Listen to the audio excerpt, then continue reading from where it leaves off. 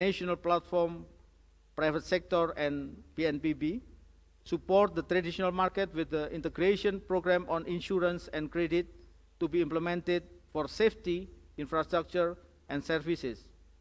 Impacted for small enterprises and protected in livelihood on the business continuity plan. This matter is one of the issue inclusive participation on DRR to endorse the risk financing to public and private sector. For component ensuring social protection and establishing social safety nets in the context of disaster. The challenge is the current social protection program are still not specifically cover the risk of disaster, and the grant is relatively small, so it cannot cover all the needs in terms of disaster. Involvement of banking or other financial institution is very important to support the establishment of a comprehensive social protection net in the context of disaster. Distinguished participants, some challenges in the future for enhancing resilience into development in Indonesia are: the first, Indonesia challenges the new emerging race and high risk that will induce human beings as the impact of disaster. The way to reduce and manage risk will increase on engagement with all stakeholders, coordination with better humanitarian standard, role of the local government, activity involve the people. Second, livelihood of the people will be one of the key to maintain their right and equality coping with disaster. Third, commitments of policy to practice to fulfill the humanitarian standard for disaster risk reduction, which can be mainstream into the local and national strategies, and achieving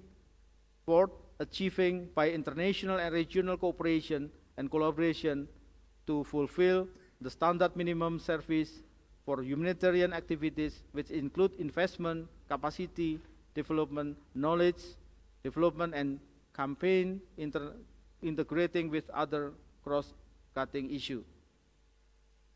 Ladies and gentlemen, last, I would like to state our commitment to fully implement the enhancement of resilience to support the humanitarian agenda. Ultimately, this is striving to accomplish the mandate enshrined in our Constitution, which is to provide the protection to the entire people and nation of Indonesia. Whereas we shall deploy all our capacity, we shall also value the cooperation of regional and global institutions and initiatives. Together we shall accomplish more than the sum of our individual effort for humanitarian agenda. To this end, let me wish you a productive deliberation. Thank you very much.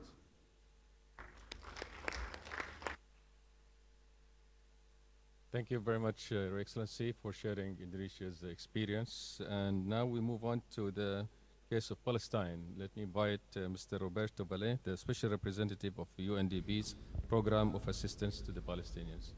You have the floor. Thank you very much. First of all, allow me to thank wholeheartedly the Islamic Development Bank that has been supporting the Palestinian people persistently during its 41 years or more of existence. And let me congratulate also the Islamic Development Bank for this 41st meeting, and thank also for inviting me here and to take this opportunity to relay on resilience for development, and the occupied Palestinian territory. It's one territory. Is not occupied Palestinian territories, is the occupied Palestinian territory, comprised of West Bank, including East Jerusalem, and Gaza.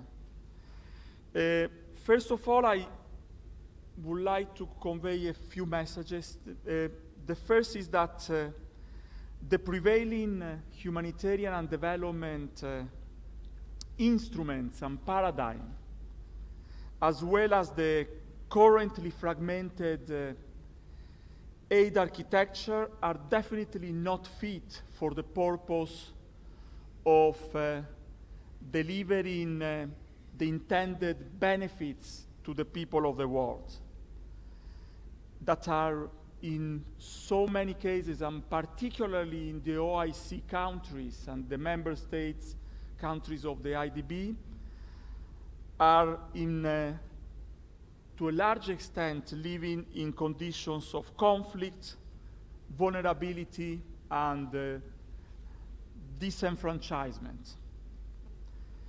As we collectively are setting out towards the delivery of the Sustainable Development Goals Agenda, the 2030 Agenda, there is a golden opportunity to somehow reshape, reinvigorate the aid architecture, going beyond the Rome and Monterrey and the Paris approaches, and to drive the development agenda in a way that it articulates itself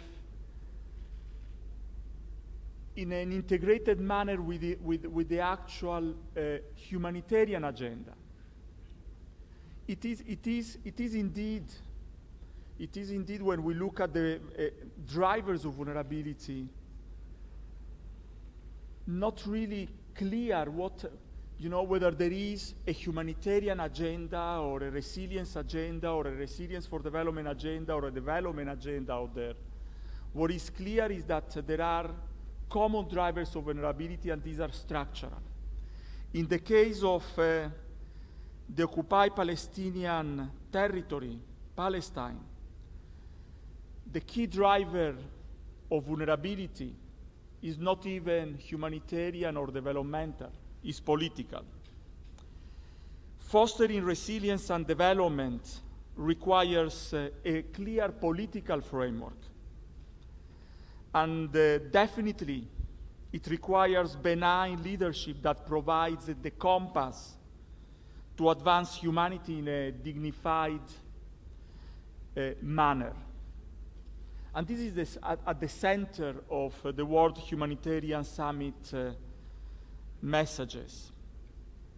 Addressing the politically induced emergencies, particularly in protracted and complex crises, as the Palestinian crisis is, requires indeed that political framework, a framework that not only supports adaptive and coping capacities, but that also supports the articulation of clear-cut investments to provide hope to peoples, like we were making the examples of Somalia, Afghanistan, and other countries, and Palestine clearly is within that context, that where the actual humanitarian imperatives have been there for the last 20, 30, 50, 60, 70 years. This protraction of an approach that looks at the symptoms rather than addressing the real causes and the actual structural reasons why, the drivers of vulnerability, this approach is definitely not going to lead too far. And this approach, if it's not combined in looking at the political solutions, because the reality is that the developmental and humanitarian solution in itself cannot be implemented without a political traction that builds peace and structural development. In the specific case of the occupied Palestinian territory, we are having the occupation, the Gaza blockade, the sad intra-Palestinian political divisions framed within a context of a people under occupation.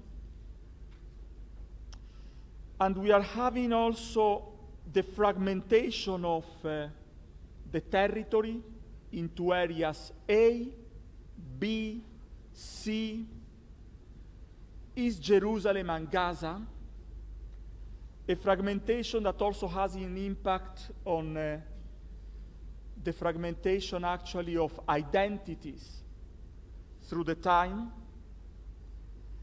And all of this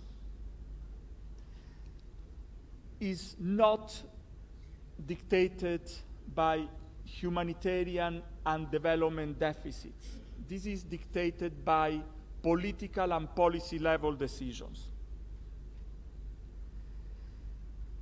In the case, indeed, for example, if you really look at the Palestinian context, it is a context where you are having an extremely gifted people that could drive the economy to high-level income levels. And that today,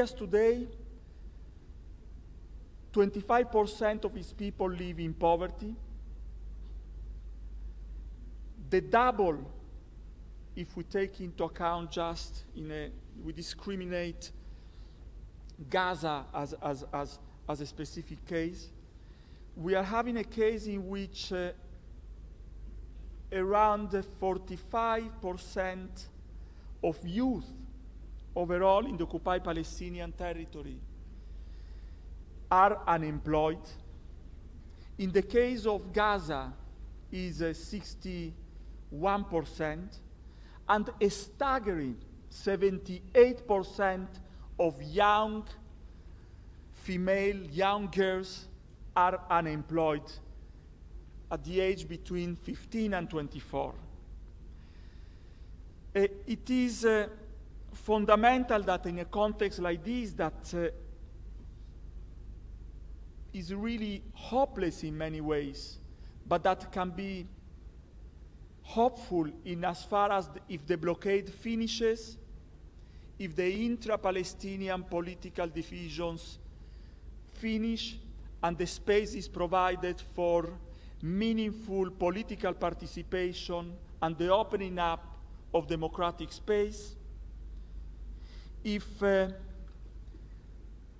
currently 6 hours availability of electricity in Gaza becomes, as in a normal context, 24 hours of electricity availability for human beings, and in a context where from the current 97% of water that is non-potable, we drive it and move it to a 100% potable water, that would allow for actual building of resilience for development, and that would allow for a real solution.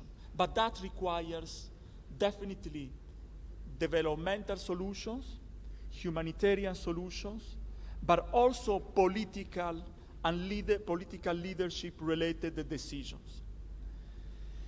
This clearly is a challenge, to say the least, in the occupied Palestinian territory. And resilience in the OPT is not just seen indeed as coping and reactively adapting, but also as a proactive investment in progress and hope. With the Islamic Development Bank, and I would like to give you this example because even though the scenario is really nebulous and doomed, the reality is that a lot the Palestinians are doing with support of the Islamic social financing. And this includes the fostering of economic empowerment of thousands and tens of thousands of families in the occupied Palestinian territory. We are indeed with IDB supporting more than 175,000 Palestinians in the area of economic empowerment, livelihoods, food security, and decent work. More than 16,000 farmers, and we are empowering more than 41,000 Palestinians through microcredit, enterprise development, and benefiting 26,000 Palestinians through vocational training and employment creation. Indeed, the occupied Palestinian territory has been a testing ground for Islamic social financing. And indeed, this has been able to build the resilience of entire families and enable them to resist to shocks and develop their capacities to bounce back. But more importantly, this has allowed them also to move up in the socioeconomic ladder. I would like also to tell you that in the Palestinian context, and I would not do service to my fellow Palestinian friends, to tell you that in the specific case of Gaza, after the 2014 conflict, $3.8 billion were pledged. Only 27% of that pledge has been delivered on the ground. A lot has been done from the point of view of the immediate humanitarian delivery, but today as today, the industrial park of Karni, the whole productive manufacturing sector of Gaza, is down on its knees, de facto. You are having also the unemployment that is not going to be able to translate itself to sustainable employment if the different chambers of trade and commerce and the different chambers also of industry, they don't reactivate their own business activities. You are having a socio-psychological damage that continues very strongly on the ground. And the actual reconstruction of fully destroyed houses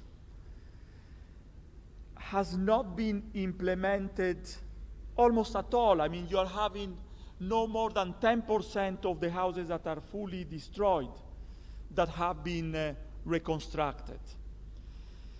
And this requires great attention. What also requires great attention is support to disenfranchised families and people in East Jerusalem, particularly in the old city of East Jerusalem, where the trading sector, because of the security situation and the different restrictions, is not able to activate itself.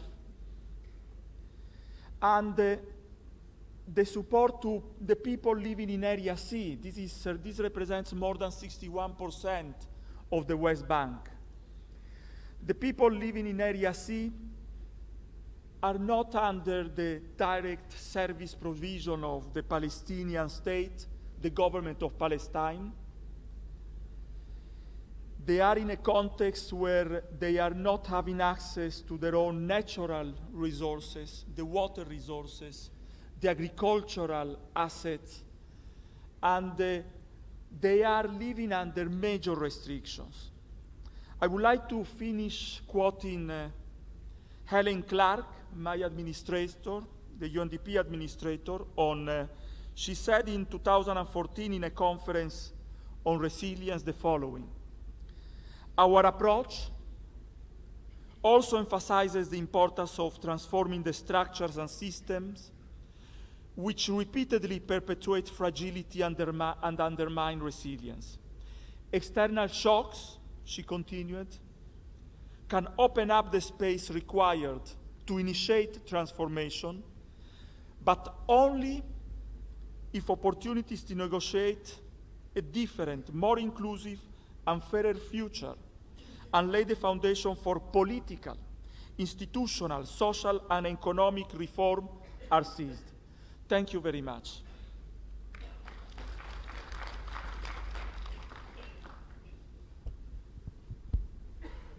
Thank you very much, Mr. Roberto. Now, to move on to the last topic on this panel is the unleashed potential of Islamic finance. And to talk about that, let me introduce Dr. Dadang Muljawan, the Deputy Director, the Macroprudential Policy in Bank Indonesia. You have the floor. Thank you very much. Assalamualaikum warahmatullahi wabarakatuh, and very good morning to all of you.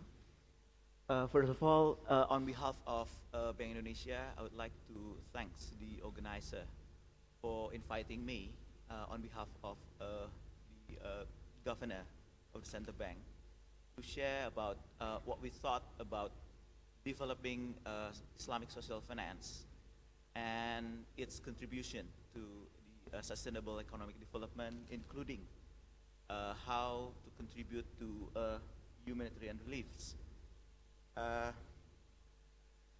Before I start, maybe since what we are going to discuss is about Islamic finance and Islamic social finance, then we have to understand that Islamic finance consists of two major sectors. The first one is consists of commercial sectors, including Islamic banking, Islamic capital market, as well as insurance or takaful.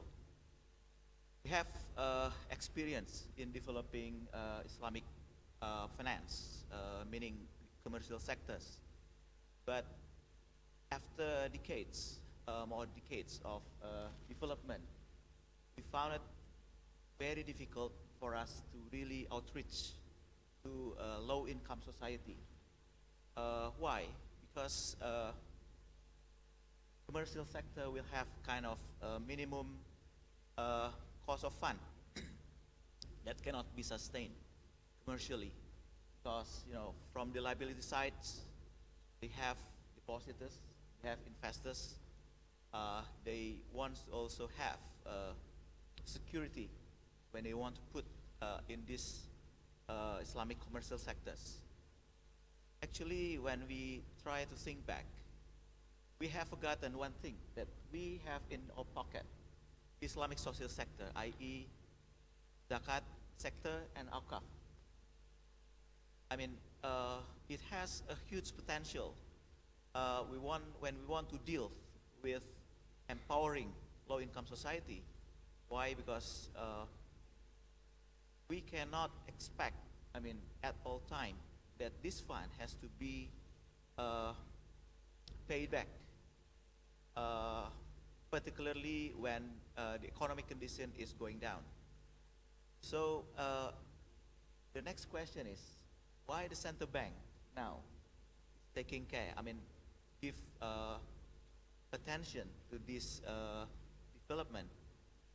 Of course, the development or doing a mandate of supervising and regulating zakat and awqaf doesn't fall under central bank mandate.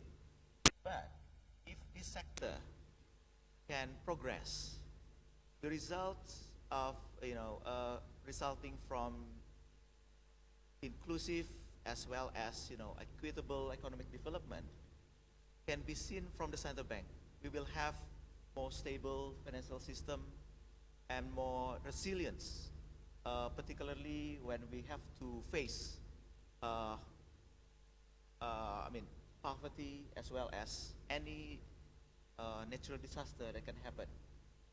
So what can be done or can be given by the central banks as well as other regulatory institution or regulatory supervisory authority, like for example here central bank with the financial supervisory authority FSA, is to help the sector that's been lagged behind to develop themselves, particularly in the area of governance, because we have to understand this is the area that we are lacking very deeply. Why very deeply? I can still imagine the first time I came back to the UK, I studied about Islamic banks, but it's more to stochastic finance. When my first involvement in developing Islamic finance, and who are the stakeholders? Oh, I realized that stakeholders are small people, low-income society that they were not very sophisticated. What we, what we want, what they want to have is something simple, something effective. Like for example, if we can compare between the commercial, like banking, for example, as compared to the zakat or awqaf sectors, I can simply put, if banking sectors, or I mean, capital market as well as insurance, can go flying color, of course the benefits will be very much, contributive to our economic development. But if bad things happen, of course, at the same time, the social costs will be very much burdening the economy. But compared to zakat, for example, if zakat or akaf system is developing very well, of course, benefits will be very significant, particularly, for example, not only GDP growth, but of course, income disparity will be very much reduced, and we will see less potential of having social unrest. And then, because every people will feel that, oh, I'm a part of this nation. I've got equitable chance to develop ourselves. Although if these sectors burst, there's no social cost at all, because we are dealing with no social claim kind of financial sources.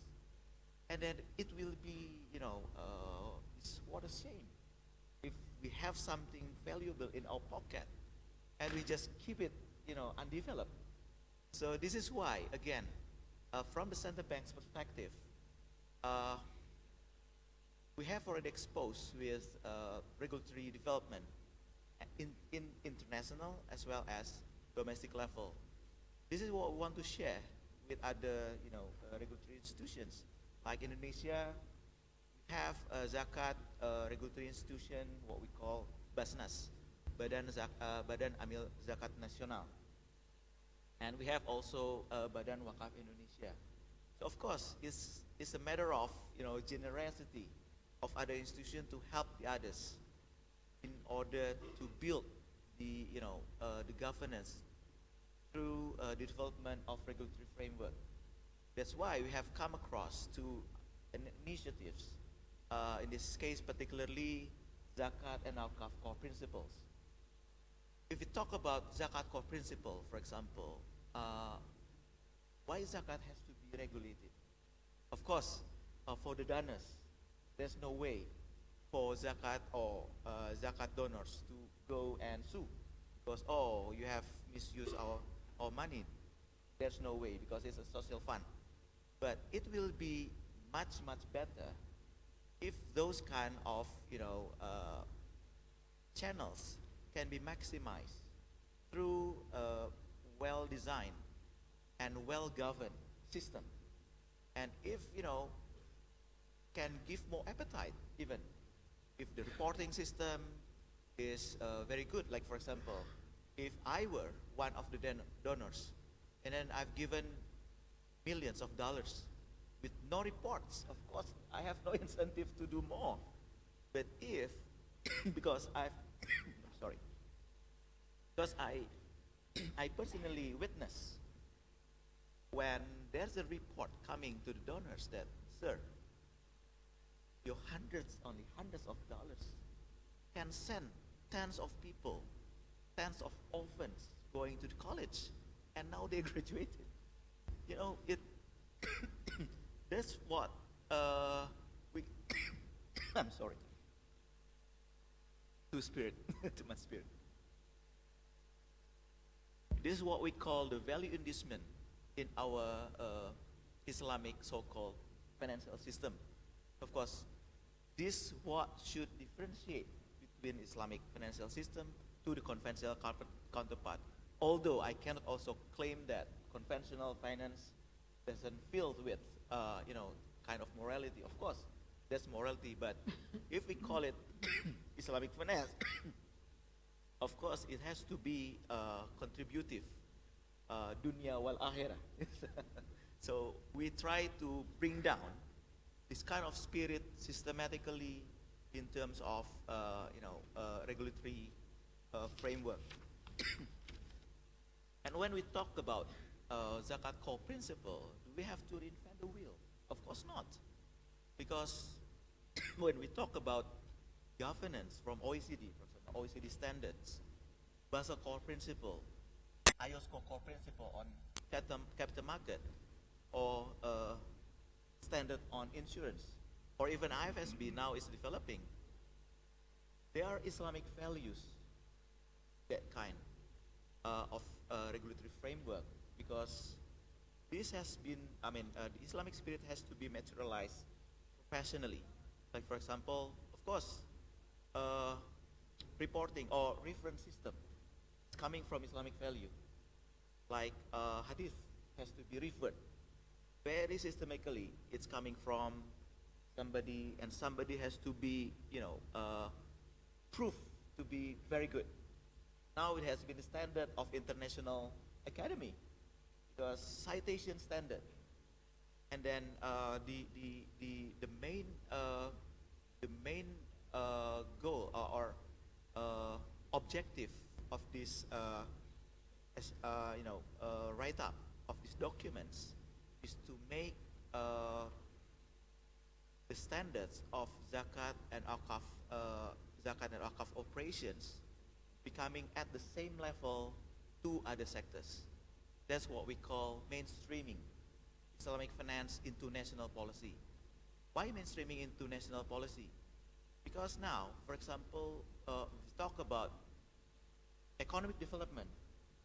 We need to think about how much capital and how much labor should be involved in economic development program. But there's no way right now, currently, how much zakat should be collected and dispersed in order not to GDP, because it's too small now, but at least is it capable of bringing down the Gini index? This is very relevant, but unfortunately right now we don't have measures to acquire the data, analyze, and then to see the impact. But once we got it, and then it is for the government to see, look, Mr. President, now you have complementary tools for you to improve the quality of economic development. So this is where the central banks now is getting interested. I mean, there's no harm of share our past experience, because it used to be the supervisor, but now it has been transferred to OJK. So that's the area why, or the reason behind why the central bank is getting interested. Of course, the main result of this analysis will be given to other authority eventually. So again, of course, from other speakers, I have observed that we have come up with very impressive programs, but of course it requires also solid support financially. And I'm thinking of, apart from fiscal support, and then commercially, I have to say, vulnerable support, because it contains minimum cost of fund that cannot be ruled out. That there's a potential of having too much burden on this sector. But now we can also think about complementary measures to really support the nation through the government officially. That of course Islamic finance can do much more support to the poverty alleviation, and then refugee problem, because to my opinion, if refugee problem stays for more than 10 years, it is not a refugee problem anymore. It's becoming the latent economic developmental problem. So I think that's my the key message that I can convey in this forum, and thank you for your attention. Assalamualaikum warahmatullahi wabarakatuh. Thank you very much, Dr. Dadang, and please join me to thank all the speakers for covering all this wide range of issues, and thank you. Thank you very much. So the floor is open now for any comments, questions to the panel. Please come forward, state your name, please. Yes, please. Do you have microphone? Yes, please.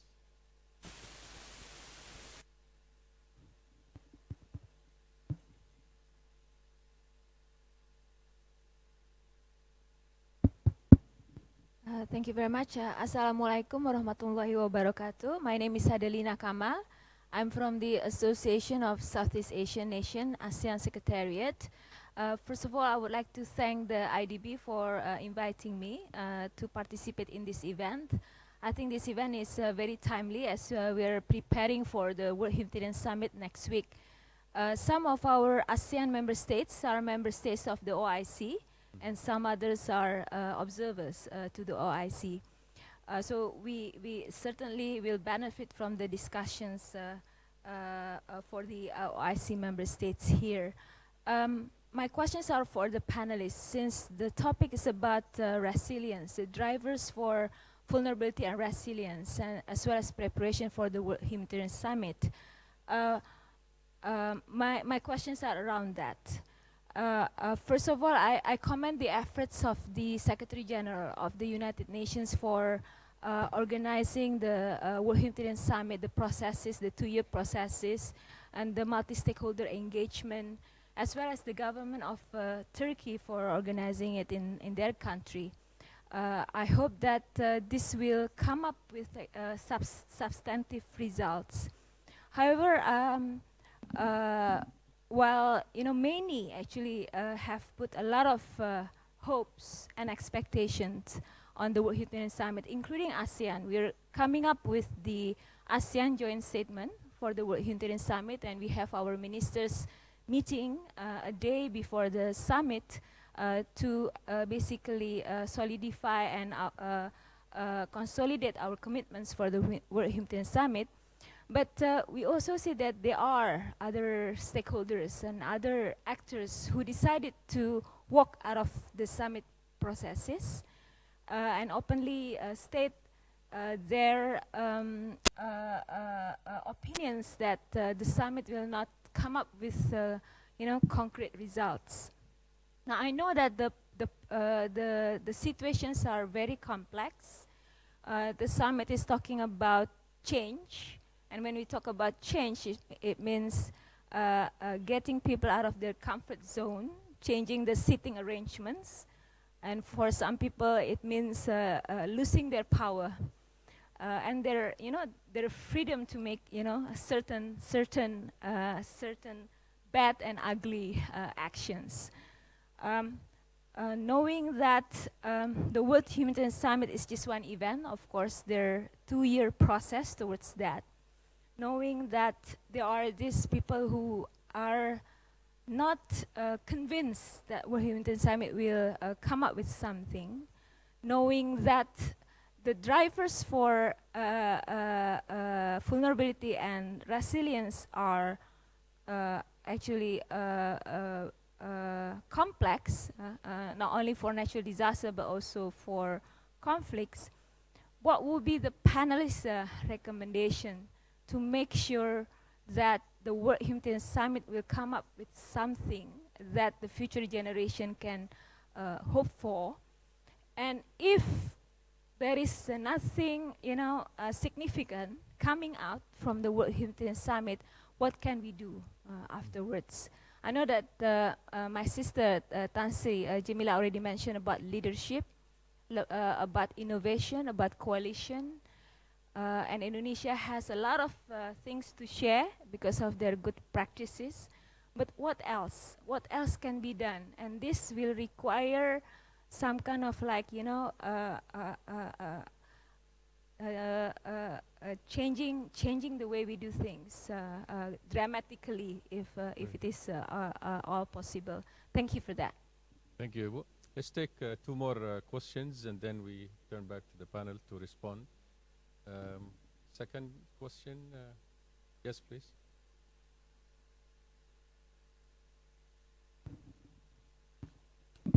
Thank you, Mr. Moderator. My name is Farah Abdul Samad, and I'm from an organization called IGAD. IGAD is one of the AU building blocks in Eastern and Horn of Africa. Actually, we work in the resilience, and I think this is the largest resilience program in the world, though it focuses more on drought and disaster. Since 2011, as you know, in Horn of Africa, drought was recurring every year, and also becoming up to something like a famine. So the head of states and the international partners,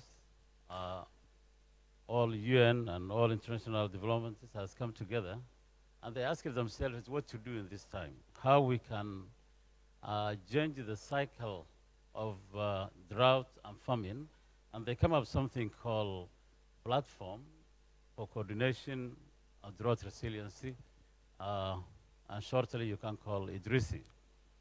IDRISI is about the fourth year now, and I'm glad just to mention we invited the IDB officials from the trust in our last General Assembly. We have a General Assembly, we have a steering committee participated by the member states, mainly from the political leadership, and we realize that political leadership is the key, or is the needed actually to deliver the agenda and strategy. As my sister Jamila put it, leadership, coordination, all this we recognize it the only way we can deliver the programs we aim at building resilience. What we're doing here is addressing conflict, fragility, and also all the underlying issues like extremism among others. So far we have a 20 years plan, 5 years now has gone. We're doing well, and I think this is the only way when the people come together and do the things differently, can deliver any program, any idea that you want to address. Coming back to this panel today, as I see that we have some recommendations here, the outcome and expectation we have been asked how we can do this. I haven't heard a lot on terms of the humanitarian and development, which is the interplay of the resilience we're talking about. I will look in as OIC already has put in their white paper, and I believe all of you are those who are contributed. How we can look regionally. We already mentioned, some of you, the majority of this of the region which has the largest share of the conflict, resilience, fragility, is the members of this organization itself. We need concerted efforts or coordinated, which we can deliver together. Development partners, member states can contribute. I think my view that's the only way we can push it.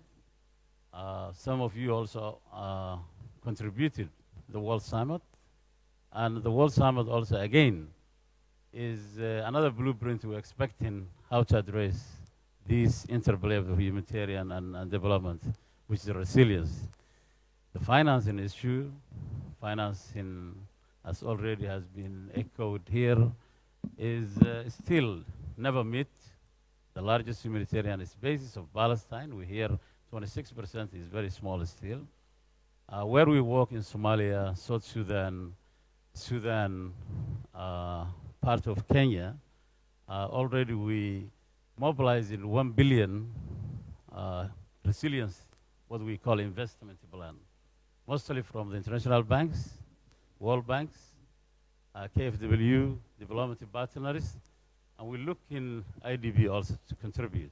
All that money is through soft loans, if you like. Country like Ethiopia borrowed 320 million in different sources, and also our role as an organization is just to coordinate.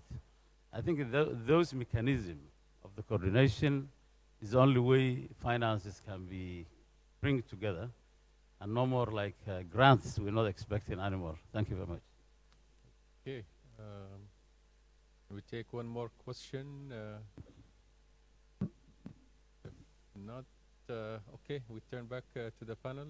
Sister Jamila, I think you've been addressed twice. I just can't get away from answering questions on the World Humanitarian Summit, can I? Many of you would know that I led the World Humanitarian Summit Secretariat for 18 months, and it was my last job, and I just took up this new position this year. Now, the whole summit was a very unique design because unlike all other summits like the SDG, Climate Summit, and Sendai, it is a non-intergovernmental summit. Now, this is very complicated because governments are not used to non-intergovernmental summits. But the purpose was really to find new ideas on how we can actually address some of the critical issues that we face today. You know, we talk about this humanitarian development nexus and, you know, this whole protracted crisis issue, when the average duration of a person living in a refugee situation is actually 17 years, refugee or displaced. You're talking about, you know, if any of you have a 17-year-old son, your son would have never seen his birth country. In a very fortunate situation, he may be able to integrate in an urban setting with host families or communities, but in very unfortunate circumstances, he would be living in a camp. And this has happened. We know the situation in Palestine is way above 17 years. And, you know, Kenya recently, as you know, is closing its Dadaab camp, where generations have been born into that camp. So it was because of this that the summit was designed that way. And one of the things we did, and Adelina and brother from IGAD will know, is we did regional consultations. And we talked to 23,000 people face to face over the course of a year. And it was very unique because you had governments in the room, you had NGOs, you had affected people, you had private sector, you had the UN, you had international organizations, regional organizations, all coming to address critical problems and hoping to come up with some solutions. Now, don't underestimate the consultation process because that regional interaction has led to regional results. For example, new platforms for partnership, private sector engagement, new mechanisms, and so on and so forth. I think my advice is when you go to the World Humanitarian Summit is to recognize if you're on a train journey, this is a platform that you transit. And the subsequent to the summit is very, very important.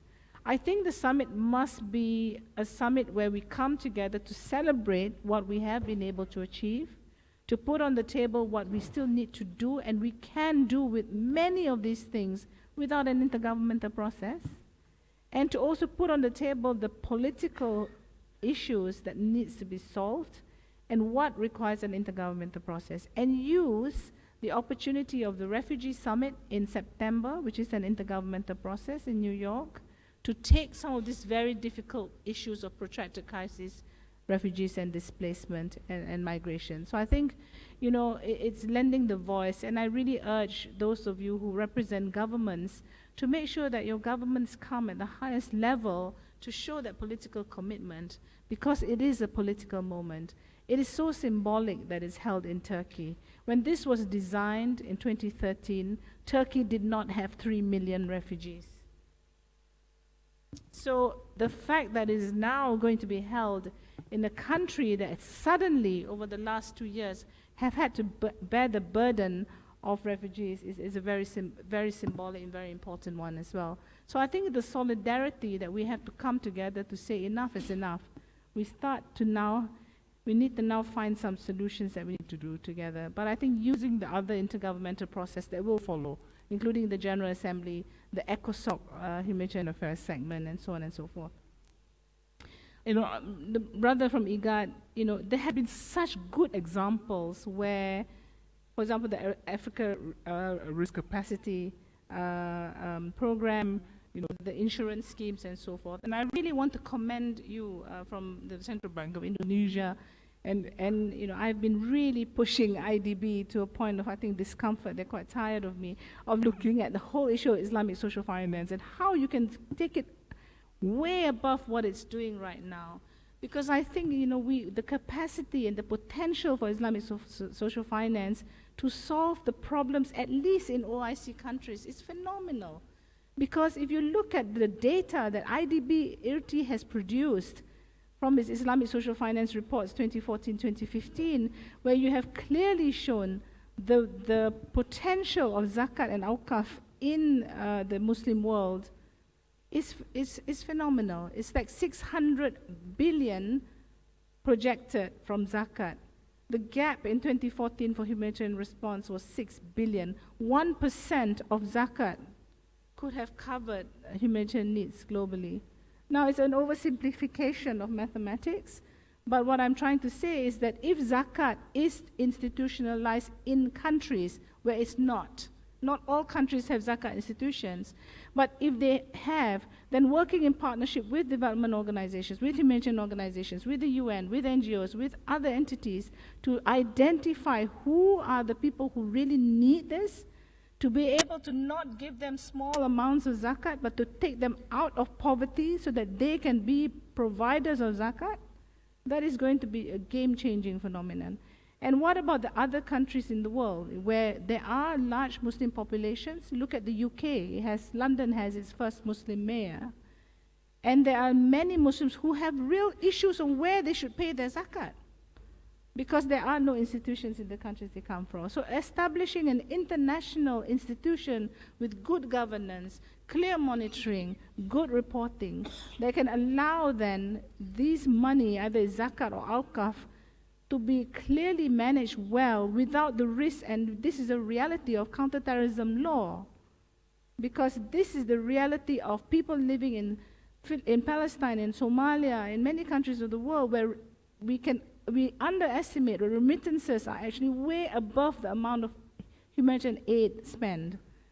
And yet, there's a high risk now that even for these communities, you can't remit because of counterterrorism law. So I think having, the Muslim world becoming much more strategic and thinking of and developing innovative solutions that take Islamic social finance to that level. Another example, taking the IGAD example of risk insurance and catastrophic risk insurance. How do we develop, for example, takaful as an insurance mechanism to be developed into a risk insurance mechanism that can be paid for, offset by zakat or waqaf?